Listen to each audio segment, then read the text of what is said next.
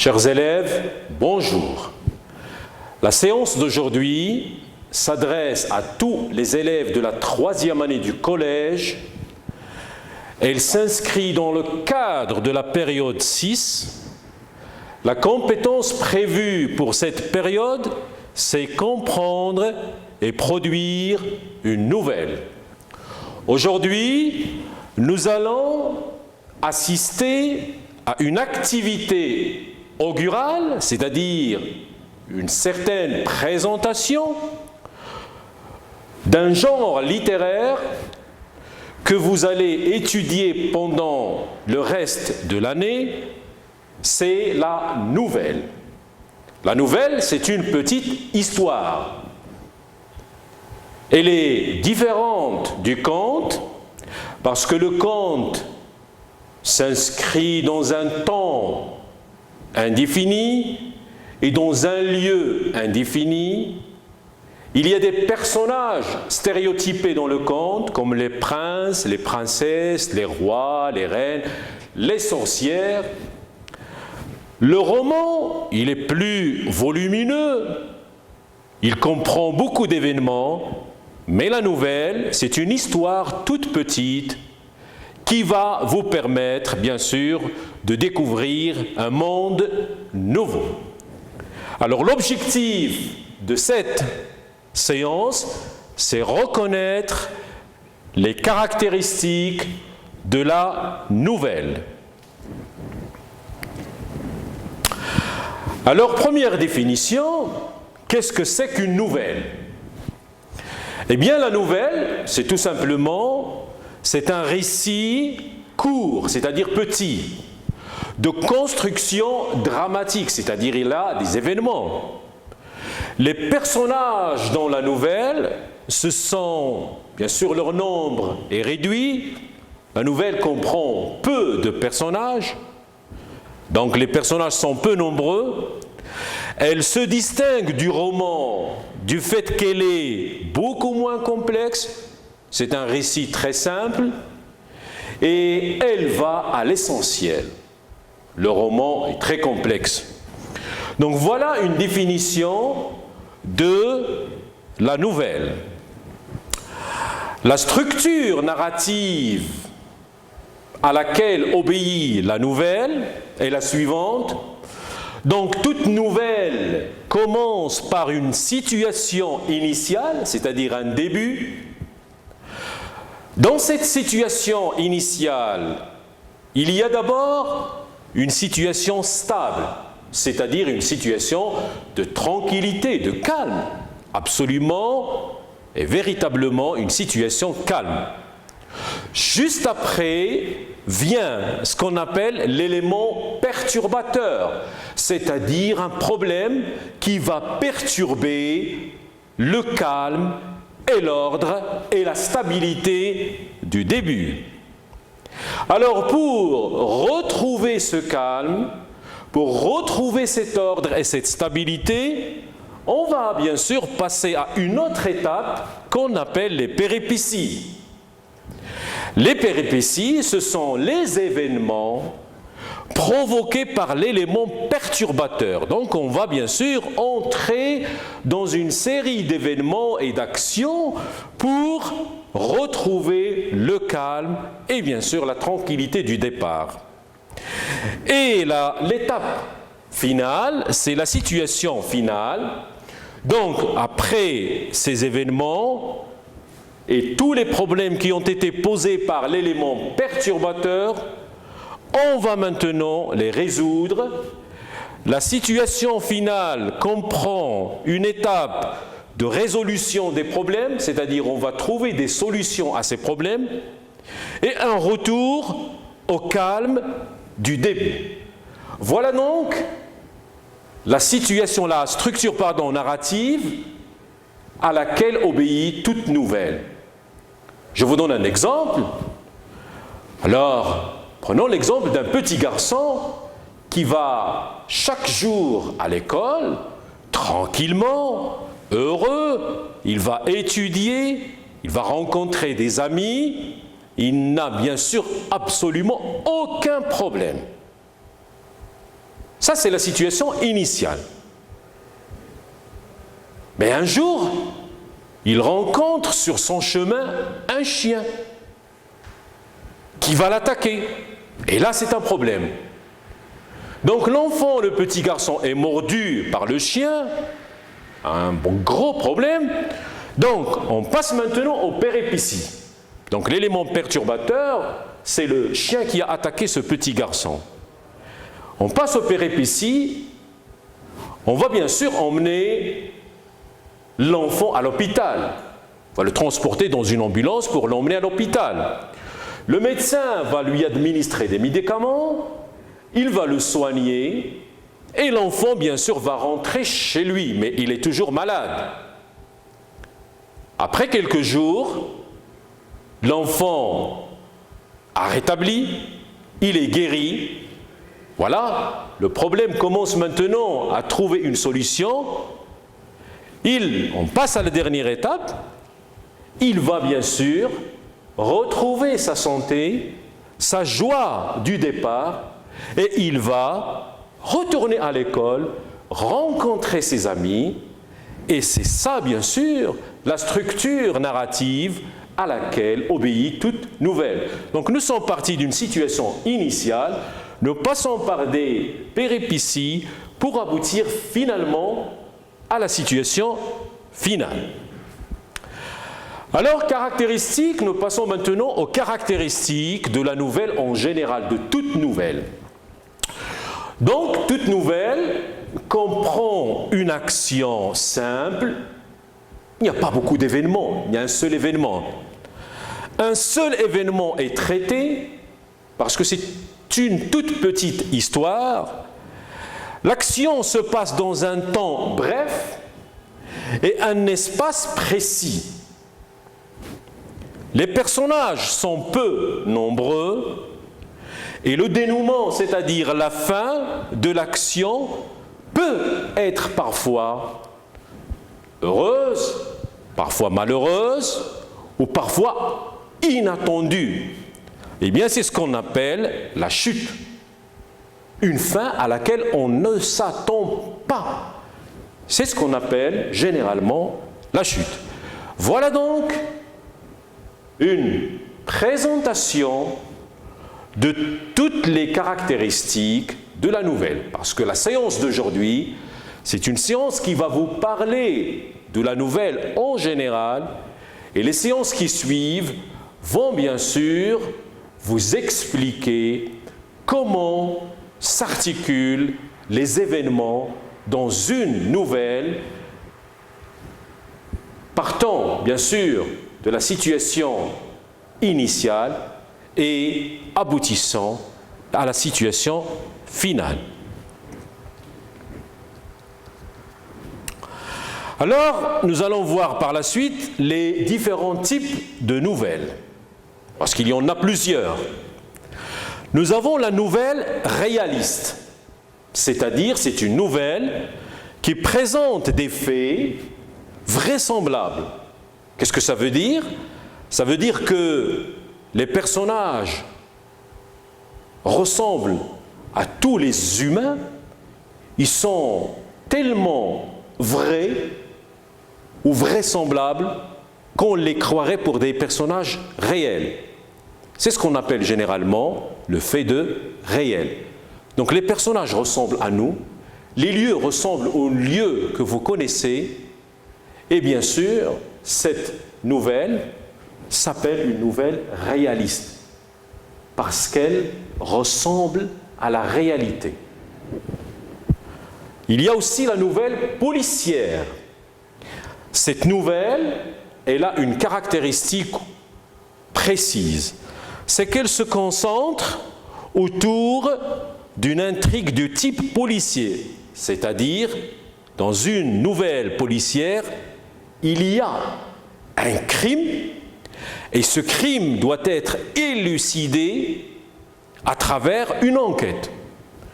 Dans la nouvelle policière, nous trouvons des personnages types comme le criminel, le voleur, le policier, l'inspecteur, le médecin légiste, les témoins, etc. Donc, la nouvelle policière se caractérise par cette enquête pour trouver le mobile ou le motif du criminel qui a commis un crime. Il y a aussi la nouvelle fantastique. La nouvelle fantastique, ou le fantastique en général, c'est l'intrusion d'un élément inexplicable, un élément qu'on ne peut pas expliquer, un élément étrange qui intervient dans la réalité. Supposons que vous êtes là chez vous, assis dans votre fauteuil ou sur votre chaise, et vous voyez qu'une table est en train de bouger, ou bien un objet est en train de parler. Donc c'est étrange. Alors l'intrusion d'un élément inexplicable qu'on ne peut pas expliquer, cet élément qui va créer l'angoisse et la peur, eh bien, c'est ce qu'on appelle le genre fantastique. Il y a également la nouvelle de science-fiction. Bien, la nouvelle de science-fiction, c'est une nouvelle qui a un caractère précis. Elle se focalise donc sur le futur. Elle intègre des robots, des machines technologiques. Elle se passe dans l'espace, dans des lieux complètement à l'extérieur de notre planète. C'est ce qu'on appelle une nouvelle de science-fiction. Mais vous aurez affaire, bien sûr, à la nouvelle réaliste et la nouvelle policière. Maintenant, nous passons aux caractéristiques de la nouvelle policière, puisqu'elle diffère de la nouvelle en général par quelques caractéristiques que vous devriez savoir. Les caractéristiques de la nouvelle policière sont les suivantes. La nouvelle policière a une intrigue qui comprend un crime, c'est-à-dire quelqu'un est tué, un mobile, c'est-à-dire la cause qui a poussé une personne à tuer une autre, des indices, des preuves pour résoudre l'enquête. Donc la nouvelle policière se caractérise essentiellement par un crime commis et par une enquête qui va être engagée par un commissaire ou un policier ou un inspecteur ou un détective pour bien sûr trouver le criminel, celui qui a commis ce crime.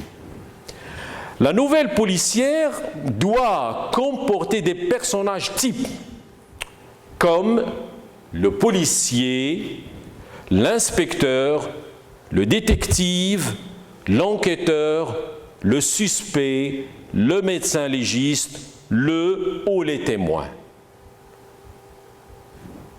C'est la caractéristique essentielle de la nouvelle policière. Donc, la nouvelle policière, pour captiver, c'est-à-dire pour attirer l'attention, pour captiver le lecteur jusqu'à la chute, c'est-à-dire jusqu'à la fin, la nouvelle policière installe une atmosphère inquiétante, c'est-à-dire nous sommes dans un monde qui nous fait peur, qui nous inquiète, on ne sait pas qui a commis ce crime et bien sûr le suspense va durer jusqu'à la fin.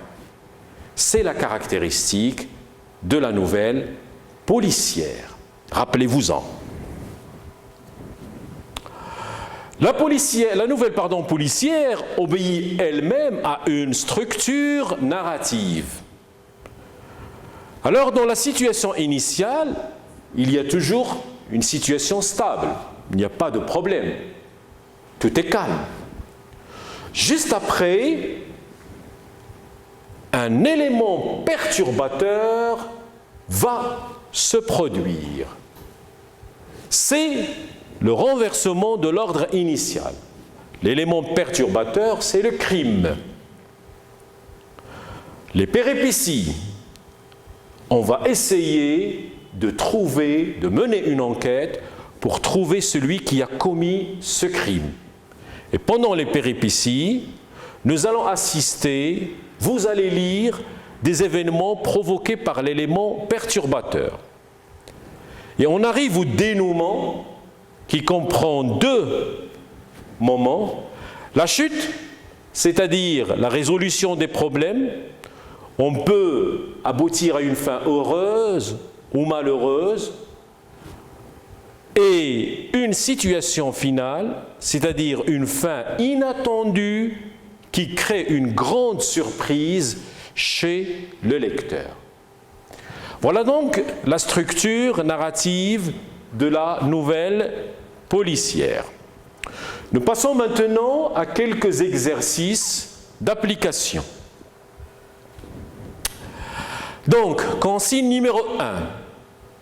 Vous avez ici un récit.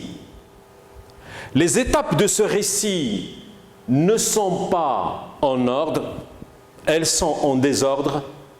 C'est à vous de les remettre en ordre, suivant bien sûr la structure narrative du récit. C'est-à-dire, quelles sont les étapes, les énoncés qu'on va mettre dans la situation initiale, ceux qui constituent une des péripéties, et ceux qui peuvent figurer à la fin dans la situation finale. Alors je vous lis ces étapes et je vous donne quelques secondes pour réfléchir et on va faire la correction ensemble. Alors, on put voir qu'elle était fort délicate, comme seules les vraies princesses le sont. Est-ce que cet énoncé peut figurer à la fin, au milieu ou bien au début? C'est à vous de voir. Un soir de tempête, une jeune fille demanda l'hospitalité. Afin de vérifier qu'elle était une vraie princesse, la reine cacha dans son lit de petites pierres, recouvertes de nombreux matelas et couettes. Troisième énoncé, ils se marièrent et eurent beaucoup d'enfants. Quatrième énoncé, il y avait une fois un prince qui cherchait sans succès une vraie princesse. Énoncé suivant, fou de joie, le prince l'épousa. Et finalement, la princesse dormit très mal. Alors, je vous invite à relire ces phrases et les remettre en ordre. Je vous donne quelques secondes et je relis avec vous ces phrases. Alors, on put voir qu'elle était fort délicate, comme seules les vraies princesses le sont. Vous voyez, on parle ici d'un personnage qui n'est pas nommé. Donc, cette phrase, à votre avis, peut-elle figurer au début? C'est à vous de voir. Fort délicate, c'est-à-dire ce personnage, donc on parle d'une fille. Si vous l'avez bien remarqué, on parle de la princesse. Délicate, c'est-à-dire elle avait une bonne éducation, elle était bien élevée, elle était d'une beauté extraordinaire, comme les beautés de toutes les vraies princesses. Un soir de tempête, donc nous avons un indicateur de temps, une jeune fille demanda l'hospitalité. L'hospitalité, c'est-à-dire demander à quelqu'un d'entrer chez lui pour passer la nuit.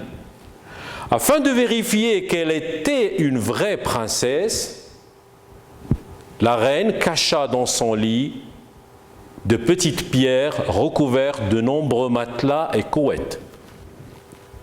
Ils se marièrent, donc vous avez le pronom personnel « ils », mais on n'a pas parlé de ces personnages. Donc, est-ce qu'à votre avis, ça peut figurer au début? C'est à vous de voir. Il y avait une fois un prince qui cherchait sans succès une vraie princesse. Là, nous avons un autre personnage, le prince, qui intervient. Fou de joie, le prince l'épousa. Donc le prince épousa qui? Bien sûr, vous l'avez deviné, il va épouser la princesse. La princesse dormit très mal. Donc j'espère que vous avez trouvé l'ordre. Et maintenant, nous allons passer à la correction. Voilà. Donc, le début ne peut être que cet énoncé qui commence par cette tournure temporelle qui inscrit le récit dans le passé. Il y avait une fois un prince, voilà le personnage principal, qui cherchait sans succès une vraie princesse. Donc dans la situation initiale, nous avons un prince qui cherche une princesse. Alors, un soir de tempête, une jeune fille demanda l'hospitalité afin de vérifier qu'elle était une vraie princesse. La reine cacha dans son lit de petites pierres recouvertes de nombreux matelas et couettes. Voilà un élément inattendu auquel on ne s'attend pas. C'est l'arrivée de la princesse. La reine, qu'est-ce qu'elle a fait? Elle a mis des pierres dans le lit de la princesse pour découvrir si elle était une vraie princesse. Qu'est-ce qui va se passer? L'événement numéro 1, la princesse dormit mal. Bien entendu, c'est une princesse. Elle a l'habitude de dormir sur des lits confortables. Alors, donc, l'adverbe « alors » exprime une conséquence, un résultat. Alors, on put voir qu'elle était fort délicate, c'est-à-dire qu'elle était de la race des princesses, comme seules les vraies princesses le sont. Situation finale, fou de joie. Qui est-ce qui est fou de joie? C'est le prince. Fou de joie, le prince l'épousa. Il épousa la princesse, c'est-à-dire il va se marier avec la princesse. Donc, le problème que le prince avait au départ est résolu à la fin. D'accord? Ils se marièrent et eurent beaucoup d'enfants.